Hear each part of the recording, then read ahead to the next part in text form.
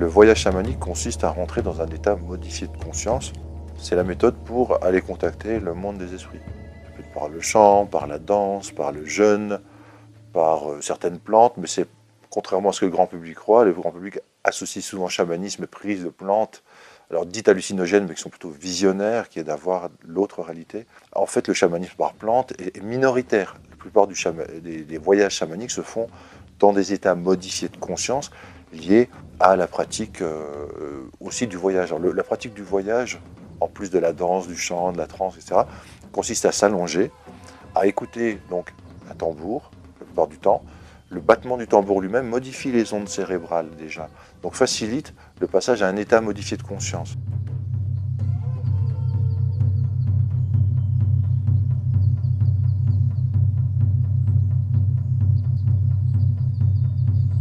Le chaman utilise en plus du tambour un certain type d'imagerie, c'est-à-dire qu'il visualise une porte d'entrée dans le monde d'en bas, dans le monde d'en haut.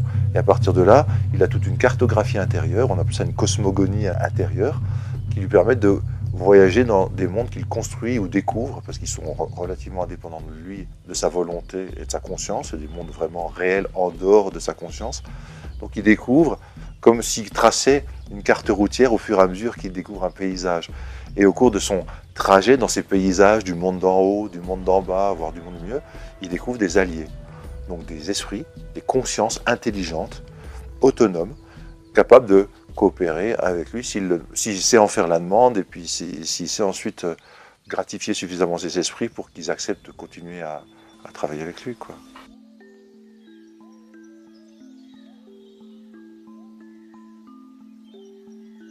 Oui, alors ça tombe bien que vous posiez la question justement à un psychiatre qui a travaillé 16 ans dans des hôpitaux psychiatriques, donc qui connaît très bien ce que c'est qu'une hallucination, qui a fait de l'hypnose, du réveil dirigé, différentes techniques de genre, utilisant l'imagination pour savoir ce que c'est que l'imagination. Et ayant fait des voyages chamaniques, je peux vous dire que ça n'a rien à voir ni avec une hallucination, ni avec juste de l'imagination active ou de laisser parler son imaginaire. Il y a vraiment perception de choses extérieures à soi, invisibles dans un état ordinaire de conscience, mais qui deviennent visibles dans un état modifié, élargi de conscience. Ça, c'est très important à savoir. Alors, il est vrai que dans le voyage chamanique classique, on peut avoir des parties d'imaginaire qui viennent en plus des perceptions réelles. Et c'est tout à fait reconnu, c'est tout à fait accepté. Et d'ailleurs, on dit, peu importe la proportion d'imaginaire qui vient de notre imagination et de réalité extérieure perçue grâce à l'état modifié de conscience, ça peut être 20% d'imagination et 80% de perception réelle d'autres réalités, ou l'inverse, 80% d'imagination et 20% de perception réelle de réalité extérieure, c'est le même effet. Ça n'est pas moins efficace quand il y a plus d'imagination, parce qu'il suffit qu'il y ait un petit contact avec le monde invisible pour que de toute façon la connexion soit faite, les champs soient branchés et que l'aide arrive. Donc ça c'est reconnu dans le chamanisme. Faut pas, souvent les débutants se posent la question, est-ce que c'est dû à mon imagination, ce que j'ai vu? Bon, même si ce que j'ai vu après ça s'est reflété dans le monde extérieur sous forme de synchronicité, ou le conseil, la réponse que m'a donné l'esprit allié s'est révélé vrai dans la réalité, les gens doutent quand même toujours un peu, oui mais est-ce que c'est pas mon imagination? On répond toujours, il y a forcément un peu d'imagination, ne serait-ce qu'on lance le voyage grâce à l'imagination et au tambour, mais après, au bout d'un moment, arrive quelque chose et on sent bien la différence. C'est une texture différente, c'est une provenance différente, c'est un goût différent. On sent bien que là, c'est plus de l'imagination. Là, il y a quelque chose de radicalement différent qui arrive. A shaman is one who's really dedicated to exploring the inner spaces. I mean, they've really made an effort to do this.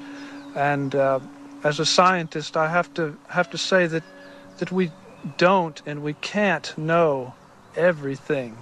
And that there's so many things that we can't know and don't know, that we have to leave open the possibility that there are people like shamans who can tune into information that's not readily available to other people. Well, this is a term created by anthropologists. Of course, the term shaman comes from the Tungus language, and it has been applied to practitioners all over the world. So, and it's applied even to modern practitioners, Western practitioners. I would say they will have several characteristics. It will be a man or a woman who is able to enter a modified state of consciousness, and by means of, and in this trance state or whatever, non-ordinary state, he is able to contact spirit realm, spirit world. Yo he llegado a muchas partes donde están grandes hombres, están unos hombres, unos ancianos, unos reyes, donde tienen la sabiduría, verdaderamente una sabiduría, máxima sabiduría, como nosotros decimos, que lo saben todo. No existe allí el tiempo ni el espacio. Allí no existe el tiempo ni el espacio. Todo es presente. Le chamanisme distingue trois types d'invisibles, ce qu'on appelle le monde du milieu. Le monde du milieu, c'est la contrepartie invisible du monde dans lequel on vit. Et le monde d'en haut et le monde d'en bas. Le monde d'en haut et le monde d'en bas sont ce qu'on appelle le monde des esprits compassionnés, des esprits alliés, qui sont d'accord pour travailler pour l'homme et avec l'homme de manière désintéressée et bienveillante. Alors que dans le monde du milieu, on dit que c'est des esprits qui sont limités au niveau temps, espace et énergie, donc c'est du donnant-donnant. Donc c'est souvent réservé à des chamans plus avertis de travailler avec les esprits du monde du milieu.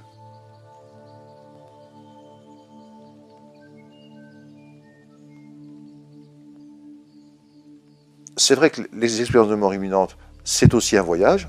Il y a aussi un tunnel, parce que j'avais oublié de vous dire que quand on va dans le monde d'en bas ou dans le monde d'en haut, surtout dans le monde d'en bas, on emprunte un tunnel dans le chamanisme. Mais simplement, quand on est dans un voyage chamanique, sauf exception, la conscience reste dans le corps et accrochée au corps. Simplement, elle devient quantique, non locale, c'est-à-dire qu'elle est capable d'être dans le corps et en même temps de percevoir à distance dans le temps et dans l'espace, et on va dire dans d'autres dimensions de la réalité. Tandis que dans l'expérience de mort imminente, il y a vraiment, du fait de l'arrêt du cœur, de l'arrêt du cerveau, un détachement de la conscience qui n'est plus attiré par le fonctionnement du corps. Donc là, ça fait que c'est quand même beaucoup plus vivide, beaucoup plus intense, beaucoup plus coloré, beaucoup plus sensorialisé, quand même que les voyages chamaniques habituels. Quoiqu'il y a certains voyages chamaniques qui sont très forts en intensité et que la personne est vraiment, elle se dit, c'est une réalité plus vraie que la réalité. Comme le disent les gens qui font des expériences de mort imminente. Mais simplement, comme eux, ils sont vraiment sortis de leur corps au niveau de la conscience, attesté par le fait qu'ils voient ce qui se passe alentour ou dans la salle de consultation d'à côté, etc. Et puis qu'ils s'élèvent vraiment dans un tunnel, etc. C'est comme la différence, c'est la sortie du corps liée à l'arrêt des fonctions vitales. Alors que dans le voyage chamanique, les fonctions vitales continuent, heureusement, parce que sinon c'est embêtant. L'hypnose, on contacte peut-être son âme d'ailleurs, ou sa conscience, mais c'est propre à soi. Dans le chamanisme, on va vraiment contacter les consciences extérieures, hein, c'est la différence avec l'hypnose. Même si, effectivement, dans les voyages chamaniques, on peut dire qu'on est un peu en hypnose, en état modifié de conscience. Et inversement, en hypnose, parfois, sans le vouloir, les gens contactent un esprit allié. Voilà, mais c'est sans le vouloir. Donc, c'est le seul recoupement qu'on puisse faire entre l'hypnose et les voyages chamaniques.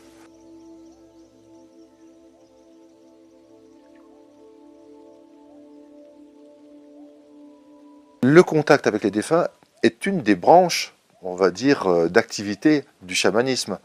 Parce que dans le chamanisme, on honore vraiment les esprits des ancêtres. Si vous voulez, dans le chamanisme guerrier, les esprits des ancêtres ne protègent que la tribu et même cherchent à faire du mal aux tribus d'à côté. Dans la version moderne, maintenant, on n'est plus dans des guerres de tribus et de clans où les sorciers s'attaquent et se contre-attaquent. Tout simplement, on dit que dans le chamanisme moderne, les défunts, oui, peuvent être des esprits alliés d'un type particulier. Parce qu'ils ont déjà été incarnés sur Terre et maintenant ils vivent dans un monde parallèle. Alors que les esprits alliés du monde d'en haut ou dans le monde d'en bas sont souvent pas incarnés sur Terre. Donc on a des esprits purs ou alors des esprits dans d'autres dimensions vibratoires. Là, les défunts, c'est des esprits incarnés sur Terre qu'on connaissait et qui veulent bien nous aider dans les soins chamaniques, qui veulent bien aider les chamans à faire leur activité. Donc oui, bien sûr. Et dans le chamanisme aussi, il y a la notion d'accompagner au moment de la mort l'âme des vivants pour qu'elle traverse les différents mondes, les différents bardeaux, dirait-il, pour pas qu'elle s'égare dans des mondes intermédiaires et qu'elle aille dans des beaux mondes, on va dire des mondes où elle peut évoluer ou aller vers la conscience et la lumière plus que dans d'autres endroits où elle pourrait s'égarer. Ou pas qu'elle cherche à se réincarner, à occuper un autre corps, c'est-à-dire une possession. Donc ça, les chamans font attention, hein, parce que certaines personnes mortes dans des conditions atroces ou en pleine fureur, en pleine rage, soient aidés pour pas qu'ils reviennent essayer d'embêter quelqu'un dont la conscience momentanément laisserait une brèche qu'il pourrait occuper.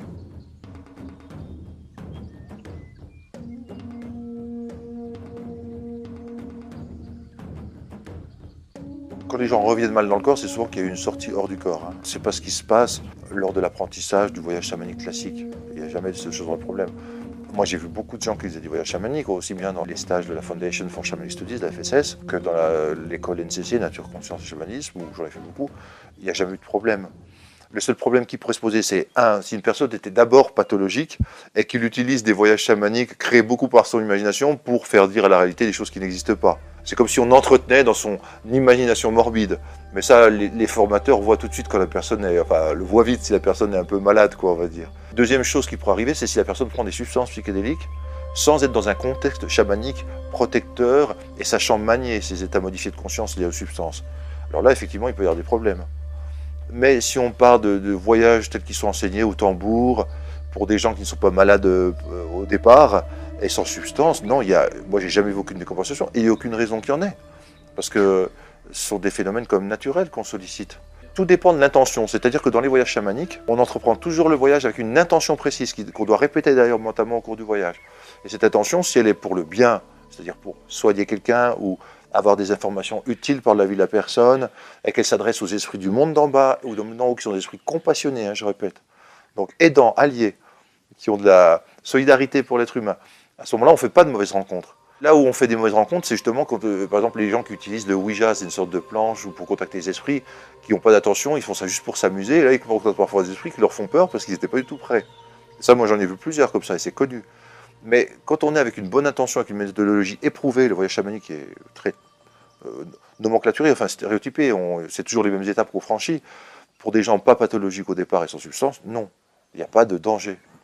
Sinon, c'est comme si vous me demandiez, est-ce qu'on peut devenir fou en rêvant? Est-ce qu'il y a des gens qui sont devenus psychotiques en rêvant? Ben non, parce que le rêve, c'est un gros état modifié de conscience. Hein. Il y a des fois, ça semble vraiment réel, on fait des sacrés cauchemars en couleur, et pourtant, voilà, quand on se réveille, on n'est pas fou.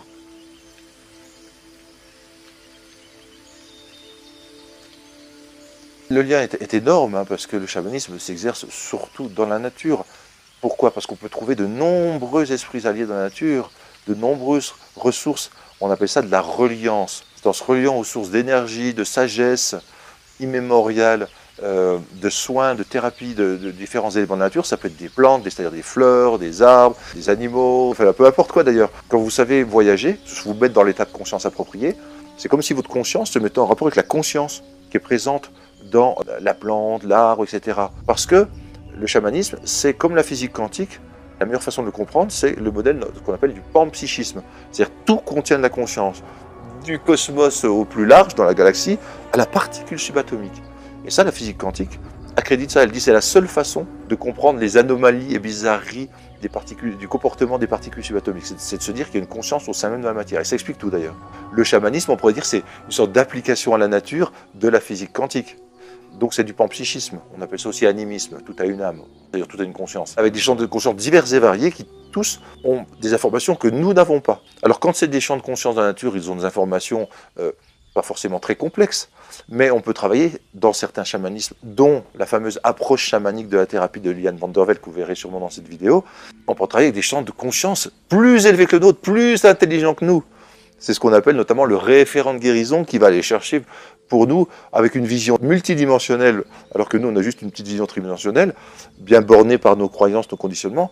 Là, le champ très intelligent d'un plus haut niveau de conscience va pouvoir choisir les ressources mieux qu'on ne saurait le faire en utilisant de conscience. Donc ce cas-là, c'est une reliance à des champs de conscience plus intelligents. Mais dans la nature, on se relie à des champs de conscience aussi intelligents ou qui possèdent vraiment des choses qu'on n'a pas en nous, donc auxquelles on peut se lier pour améliorer le sort de la personne que vous traitez.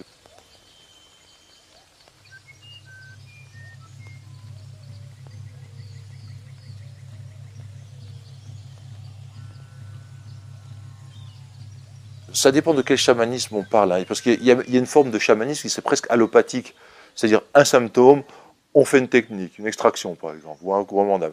Alors qu'il y a des chamanismes beaucoup plus élaborés et donc multidimensionnels, et là qui peuvent apporter beaucoup sur la compréhension de la maladie, mais surtout la bonne ressource qui va être apportée, et parfois de façon complètement inattendue, à un endroit où on ne l'aurait certainement pas cherché, ou dans un corps émotionnel, éthérique, mental, spirituel.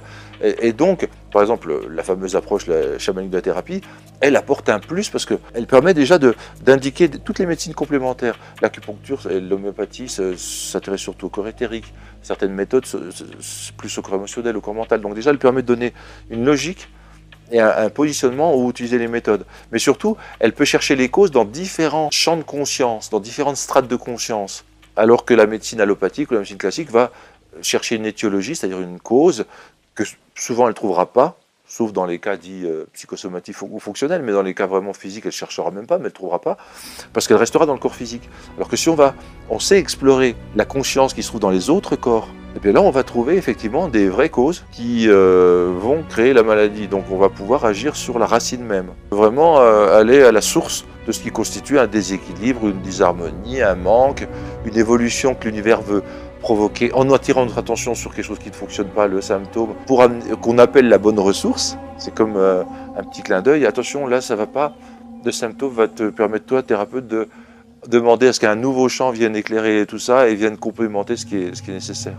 Il y a certains pays, comme les États-Unis, mais aussi des pays proches du nôtre, comme en Allemagne ou en Autriche ou même en Suisse, où le chamanisme est bien intégré, c'est-à-dire que reconnu comme une médecine complémentaire possible, qui peut avoir des résultats. En France, il est beaucoup moins bien considéré, parce qu'on est dans un pays très réactionnaire vis-à-vis de tout ce qui est spirituel, où tout ce qui est spirituel d'ailleurs se fait taxer de secte potentielle. La France donc reste en fait fermée à un courant mondial qui est en train de se produire, c'est-à-dire la réunion de la science et du mysticisme. C'est-à-dire que la physique quantique notamment montre que oui, les phénomènes qu'on disait être des phénomènes d'expérience extraordinaires s'expliquent très bien scientifiquement et on peut les provoquer et les utiliser. Dans les pays que je vous ai cités, dont les États-Unis, maintenant, le chamanisme fait partie d'une médecine raisonnable presque, et qui peut être enseignée dans certaines facultés, ou qui peut se faire en collaboration avec des médecins allopathes. Par exemple, en Autriche, ils ont des centres de traitement psy où il y a un chaman qui collabore avec un médecin et un psychiatre, par exemple. Mais donc en France, oui, il y a vraiment une méfiance et un parti pris, un a priori très négatif vis-à-vis des thérapies spirituelles, qui fait que c'est difficile de les exercer ou qu'elles soient prises en compte dans des protocoles scientifiques, prises au sérieux. Dès le retour de mon premier voyage, j'ai voulu enquêter dans la science, le domaine qui validait jusqu'à présent mon système de croyances.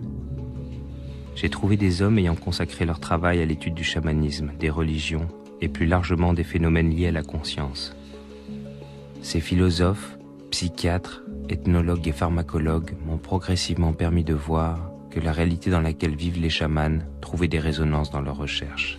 And who might very well have something to teach us. The primitives, the so-called primitives, may have a tremendous wealth of knowledge that us so-called sophisticates do not have access to, but from which we might learn and which might help us to succeed in facilitating new models of healing and understanding, which could benefit our whole society. Well, usually, when we look at Western science, there's the Cartesian Newtonian thinking is seen as something that is very rational, very far from non-ordinary states, and we forget that the inspiration for Descartes, for the Discours de la Méthode, came from a dream, and a dream within a dream. Basically, from a non-ordinary state of consciousness. So that as long as we stay in the ordinary state of consciousness, with all the scientific methods and all the scientific instruments, we are just exploring a segment of reality. And we are missing sort of a significant part of the story that is revealed in these non-ordinary states. Of course, that is the way in non-ordinary states the yogis get there. Wisdom. I mean, these people tap some kind of sources of wisdom that are not available in the ordinary state of consciousness. They show either a radically different perspective on the everyday reality, or they show us normally invisible realities that are extremely important for a really true, deep understanding of who we are and what the nature of reality is.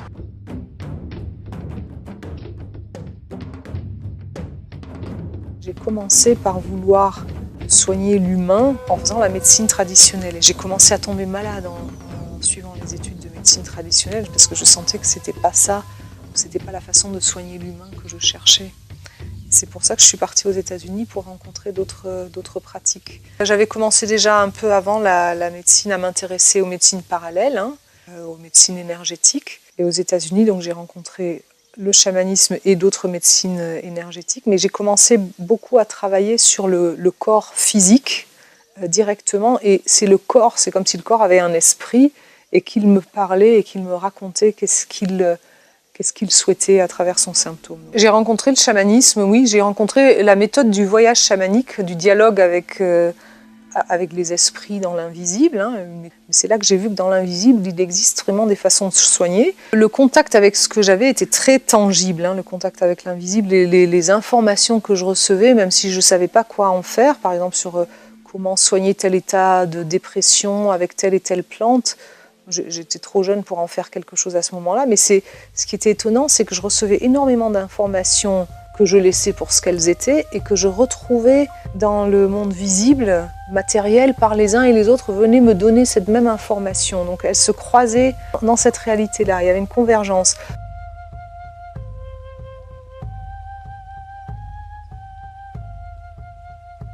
C'est une approche qui est basée sur l'idée que s'il y a un symptôme qui se présente, c'est que ça cherche à dire quelque chose. Tous les symptômes sont vus comme des signes d'évolution. Simplement, il faut trouver comment les accompagner de la bonne façon. Et c'est basé sur une autre idée aussi, c'est qu'en tant qu'être humain, formaté dans notre culture depuis maintenant, on a été coupé de cette sagesse-là ancestrale où on est relié à tout, où on apprend de la nature.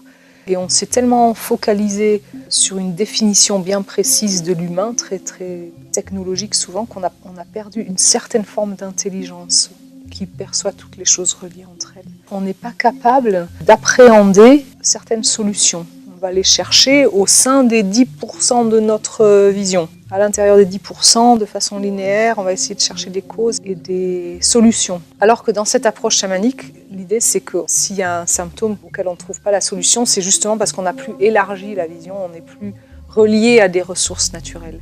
Et c'est ça qu'on fait avec cette approche. On va puiser dans des ressources naturelles, une intelligence qui est présente dans la vie, dans l'univers. Le travail avec le chamanisme fait appel à des champs existants dans l'invisible. C'est-à-dire ce ne sont pas des choses imaginées, même si l'imaginaire peut faire un pont vers l'invisible, ce sont des champs existants. C'est un peu comme si on travaille avec la matrice de la vie, la source de la vie, la source du vivant, qui prend forme sous différents esprits, différents champs, le champ végétal, le champ animal, minéral, etc., différentes qualités qui travaillent ensemble pour former ce que nous on voit, l'aspect visible de l'univers. Et donc on travaille avec cette matrice-là, avec ces esprits.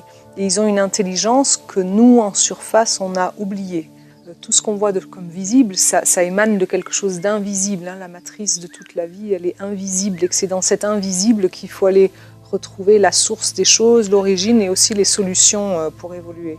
On s'appuie sur l'idée que le symptôme, c'est un signe d'évolution, que quelque chose a été oublié et veut être réintégré, mais qu'en tant qu'humain, on n'arrive pas à le voir, mais que comme l'univers est intelligent, forcément, la solution existe, et donc on va se mettre dans un état de conscience modifié, où on va faire appel à un point de vue extérieur plus intelligent, qui va faire le relais avec les ressources de l'univers, et qui va infuser dans le symptôme, il va infuser cette solution ou ce nouveau champ, cette qualité. Et l'autre chose, c'est qu'il va l'infuser dans différentes couches de la conscience de la personne. Pas seulement les couches que nous, en tant qu'humains, on a l'habitude d'aborder. Ça va être beaucoup plus profond et beaucoup plus loin. C'est comme si ça nous accompagne chacun à réhabiter notre maison progressivement, la maison de notre conscience de plus en plus. Et il y a un autre point qui est important, c'est que ça nous apprend qu'en tant qu'humains témoins, le fait d'être présent, de croire à cela, de nous y ouvrir, et de le regarder agir permet que ça devienne existant. Donc, juste pour dire par exemple, l'esprit de la joie, il peut être tout autour de nous tout le temps, mais il ne pénètre pas dans notre champ parce qu'on s'y est jamais ouvert, on n'a pas envisagé la possibilité qu'il puisse rentrer et faire le travail à notre place, par exemple. Et quand on regarde ce champ ou un autre esprit, le fait de le regarder dans un certain état de présence, et là l'ici et maintenant est très très important, d'être complètement présent ici et maintenant et ouvert à ça, permet à ce champ de se solidifier et de rentrer dans toutes les couches. Et donc ça nous redonne une importance en tant qu'humains, d'être gardien de ça, dans le sens de regarder et d'être présent pour que ça existe. On comprend mieux pourquoi les peuples avant, ils gardaient les forêts, ils gardaient les sites sacrés. C'était pas parce que quelqu'un allait les piller, c'est parce qu'en les gardant, ils maintenaient l'énergie de ça. Et on fait la même chose avec les esprits qu'on appelle. Et une autre chose très importante, c'est que les esprits ont montré, en éclairant tous les champs de la personne par exemple, qu'on est conscient que de notre corps physique, et quand on a un trou, une bosse, un bleu, on fait quelque chose, mais nos autres corps, ils peuvent être déformés aussi, et ça entretient des comportements, réflexes, automatiques, des façons de percevoir la vie. Si on ne modifie pas seulement le contenu de ces corps que l'on fait en thérapie, mais aussi la forme de ces corps, comme le font les esprits, on ne change pas vraiment le comportement. Donc ils agissent sur le fond, mais ils agissent beaucoup sur les formes, ils réparent les formes, ils réparent les hémorragies. Je peux dire aussi qu'il y a un autre type de cas très particulier, ce sont toutes les personnes qui sont de plus en plus nombreuses, qui vivent des crises spirituelles ou des états d'émergence spirituelle, où il y a une espèce de dichotomie qui s'installe à l'intérieur entre ce qu'ils vivent en expérience mystique et la façon dont le corps arrive à suivre ou à ne pas suivre, ou qui souffrent de perceptions extrasensorielles non intégrées. Et l'approche chamanique de la thérapie, elle va réparer les champs, les différents corps de la personne pour que ça s'intègre. Parce qu'elles ont des corps troués par endroits, des filtres qui sont grillés aussi. Elles sont par exemple plus du tout dans leur axe identitaire, ça veut dire qu'elles ont perdu la notion de qui elles sont. Et ce n'est pas des cas psychiatriques, ces cas-là. Ils consultent des psychiatres qui ne peuvent rien pour eux. Et moi, en croisant avec des psychothérapeutes ou des psychiatres qui suivent ces gens-là, rien qu'en refaisant ces corps-là, en nourrissant le corps éthérique, en refaisant les enveloppes, les filtres, en remettant la personne dans son axe et dans sa base, elle a des soulagements énormes. Aussi, le fait de relier la personne à nouveau complètement à elle-même et à la nature, il y a plein de symptômes qui disparaissent. Les gens viennent souvent déjà accompagnés d'esprits en soins, comme s'ils avaient déjà des esprits guides, alors ce sont soit des esprits chamaniques ou des guides spirituels, mais des fois ce sont aussi des esprits d'ancêtres qui sont là avec eux, et on ne sait pas qui vient en soins. Est-ce que c'est la personne physique qu'on voit? Est-ce que c'est la famille? Est-ce que ce sont ces esprits-là qui viennent? Ou alors ces esprits l'accompagnent pour la soigner ou pour régler une situation aussi.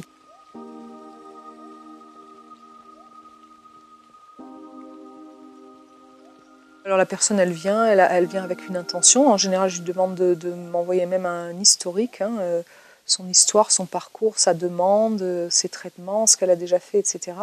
Et quand elle vient, alors soit elle vient en cabinet, et en effet il y a un moment face à face, et puis elle va être allongée, et je vais travailler en état de conscience chamanique avec des relais spécifiques dans l'invisible qui vont éclairer tous les champs de la personne et apporter la ressource manquante qu'en tant qu'humain on n'aurait pas pu imaginer. Et cette ressource manquante, elle va s'infuser dans toutes les dimensions, relier les corps entre eux, réparer des choses. Ce que je perçois moi de pourquoi ils viennent, c'est que c'est une méthode qui regarde la personne dans sa totalité. Déjà, ils ont besoin d'être vus en entier, ça veut dire même dans leur essence, même dans leur différence, même dans leur originalité, même dans leur douleur. C'est souvent des gens qui viennent en effet pour être vus à un niveau où ils ne sont pas vus autrement. Parce que l'approche chamanique, elle inclut la personne dans toutes ses dimensions, mais aussi, elle voit la personne comme étant une convergence de champs. Il y a tout l'héritage des deux côtés, il y a tout le passé qui a été vécu, il y a toutes les valeurs, tout le lien avec ses racines, avec son chemin, sa voix, son âme. Toutes ces choses-là sont prises en compte, donc on regarde vraiment la personne dans un champ global. C'est pas du tout basé sur notre façon de faire où on va creuser un sillon douloureux pour aller arracher la cause de quelque chose. C'est pas du tout comme ça. Ça travaille vraiment comme dans la nature, c'est que ça cherche les ressources pour contourner, pour cicatriser, pour transformer quelque chose. C'est une toute autre façon de travailler. On dit quand il y a un symptôme, c'est qu'on a oublié une ressource. Mais s'il est là, ce symptôme, c'est que la ressource, elle existe dans l'univers. Et avec la vision chamanique, on y a accès à cette ressource-là. Et elle vient, c'est une ressource qui vient aider. C'est pas aller arracher quelque chose de douloureux. On travaille avec on appelle ça un référent de guérison. C'est une espèce de grand relais intelligent de l'univers qui éclaire tout le système de la personne, tous ses corps. Et on lui demande quelle est la ressource manquante. Il va amener l'esprit qui va passer dans tous les corps. Il va passer dans le corps physique, dans le corps éthérique pour le renforcer, dans le corps émotionnel. Et en effet, il peut déloger des choses. Mais comme c'est un esprit intelligent, dans le sens de bienveillant, il va le faire de la façon qui est la meilleure pour la personne. Donc il peut y avoir des libérations, mais elles ne sont pas douloureuses. C'est plutôt un soulagement, tout à fait. Il y a vraiment des esprits qui savent drainer le corps émotionnel. Il y en a d'autres qui savent l'ouvrir quand il est blindé, par exemple, pour que les choses puissent enfin s'écouler. Et qui savent le nourrir, le remplir avec d'autres couleurs, une autre vitalité. Donc chaque couche est abordée différemment. Et en effet, il y a des réactions fortes. Et elles peuvent être très rapides parce que ces esprits-là mettent immédiatement le focus sur la piste à suivre et à soigner. Donc on trouve très rapidement des choses qu'on n'arriverait pas à voir, nous, humainement, en soins habituels. Et donc elle répond à un besoin, et ça s'avère vrai, puisque viennent des thérapeutes qui attendaient cela, et des médecins, et des personnes pas seulement du corps médical et paramédical, ou les psychologues, ce genre de choses-là. On a même une moitié de stagiaires qui sont des acteurs de santé, à côté d'autres thérapeutes, énergéticiens ou psychothérapeutes. De plus en plus de personnes ont besoin d'accompagnants, ont besoin de lier l'intelligence invisible ou d'avoir une compréhension plus globale pour travailler. Elles sentent un appel, elles sentent qu'il y a quelque chose dans l'invisible ou dans l'âme avec laquelle il faut travailler.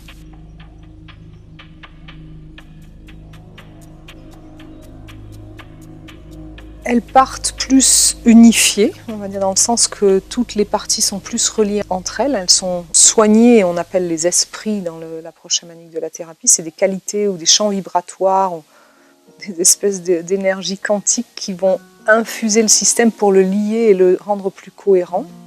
Donc elles vont se sentir plus elles-mêmes, plus cohérentes, plus enracinées, plus pleines, ou plus exister ou plus vivantes. En fait, les ressources font remonter les interférences. C'est par contraste qu'on voit les blocages et les interférences, elles les font remonter. C'est comme si on ouvrait une digue à la conscience et que des ressources s'épanchent et révèlent les vieux obstacles ou les vieux schémas. Ça les fait remonter et on peut s'attarder dessus un temps et puis avoir besoin d'une autre ressource ou d'un autre outil pour l'aborder, mais ça le révèle en tout cas. En parallèle à mon travail de thérapeute, depuis plus de 30 ans, j'enseignais des méthodes chamaniques, justement pour que les gens deviennent autonomes et pour qu'ils utilisent ça au quotidien. Donc ça, j'ai l'habitude d'utiliser et d'appliquer les méthodes au quotidien. C'est justement parce qu'il y a des besoins qui émergent du quotidien, alors dans la gestion du trajet professionnel ou dans la transformation de schémas qu'on rencontre, pour que les gens sachent travailler par eux-mêmes. J'ai développé des techniques particulières que j'applique aussi. Et on peut l'appliquer sur des situations. Et donc on apprend à chaque fois, on teste, on ne sait jamais quel esprit va venir aider dans une situation, mais on sent tellement que tout fait partie d'une intelligence globale, que chaque symptôme, chaque situation, chaque occasion est une occasion de grandir ou d'évoluer, suffit de se relier à la bonne ressource pour ça. Donc oui, on l'applique, je l'applique au quotidien et j'apprends de ce qui se fait à chercher toujours plus loin d'autres solutions. Surtout ce que ça développe, mais c'est à force de pratiquer, ça développe de plus en plus de confiance et d'émerveillement dans l'intelligence qu'il y a autour de nous. Et donc, ce que je vois, c'est que dans l'invisible, il y a tellement de ressources pour nous, qui nous attendent, qui nous aiment, que l'univers est tellement bienveillant, il est tellement aimant, tellement riche, et que l'être humain s'empêche d'y accéder. C'est lui qui s'empêche d'y accéder. Par exemple, il y a beaucoup de pratiques chamaniques à réapprendre, comme dans les stages, de savoir à nouveau se relier à l'esprit d'un lieu, de savoir recevoir l'énergie de la forêt, de savoir communiquer dans le sens de communier avec la nature. Tout ça, c'est des choses à réapprendre. Et à ce moment-là, petit à petit, on peut aussi s'ouvrir à d'autres qualités. On voit que la présence est très très importante, la présence à ça et l'ouverture à la possibilité de ça, pour cette bienveillance et cette intelligence-là. Ça ne peut pas rentrer si on n'est pas présent, si on ne s'y ouvre pas et si on ne l'ancre pas après dans notre quotidien. Alors c'est d'une façon générale, les gens, quand ils commencent à sentir ce bien-être apporté par ce lien à la nature, ça leur donne envie de retourner à la nature. Mais il faut savoir que tous les jours, on respire de l'air et que l'air est issu de l'amour des plantes. Même quand vous êtes en ville, il y a aussi de l'air, il y a aussi de l'oxygène et que les esprits, ils ne sont pas juste à un endroit, ils sont partout quand on les appelle. Donc on peut se relier même en ville à ça, tout à fait. Et je pense que petit à petit, plus il y aurait de personnes qui feraient ça en ville, plus ça changerait la ville, ça motiverait pour changer ça. Mais on peut se relier en ville aussi, bien sûr.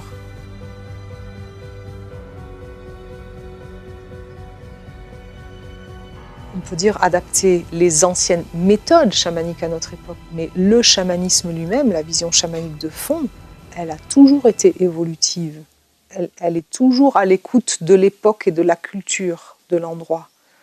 C'est pour ça que les chamans des autres pays, ça les fait rire que nous, on parte dans les autres pays apprendre des techniques chamaniques. C'est ici qu'il faut apprendre à les utiliser. Dans notre vie à nous, avec notre culture et nos soucis à nous, on peut retrouver des choses ailleurs, mais après, il faut savoir absolument les intégrer et les adapter ici. Ça, c'est la vraie vision chamanique de fond. C'est comment mieux vivre ici, comment soutenir la vie et l'évolution ici, là où je suis, comment honorer mes racines, ma culture, en même temps que ma nature à moi, pas prendre celle de quelqu'un d'autre. Je dirais, d'une façon générale, il faut vraiment retrouver nos esprits, retrouver les esprits, retrouver nos esprits, parce qu'on a des alliés partout autour de nous, sous une forme ou une autre, qui veulent nous aimer, qui veulent nous aider, qui veulent nous apprendre à évoluer, que ce soit à titre personnel ou à titre professionnel, et c'est dommage de continuer de s'en priver. Moi, j'observe qu'il y a une évolution de la conscience, que l'univers est vraiment intelligent, il grandit. C'est pour ça que le chamanisme aujourd'hui ne peut plus être ce qu'il a été il y a tant de siècles en arrière. Il évolue aussi comme la conscience évolue, la conscience de la vie, la conscience humaine évolue. Donc ça se perçoit par exemple sur les différents champs de la personne, qu'il commence à se dilater, il commence à se fondre. La chose la plus difficile, ça va être pour nous en effet que notre matière, notre identification, notre petite personnalité, on arrive à s'en décrocher, à s'ouvrir et à faire confiance suffisamment pour accompagner ce changement sans trop de crises et de heurts et de maladies. Et aussi pour aider le corps physique à suivre ce changement-là. Là, l'approche chamanique de la thérapie, elle a tout son sens. Elle apprend à la conscience et elle apprend aux différents corps à nager dans le sens du courant.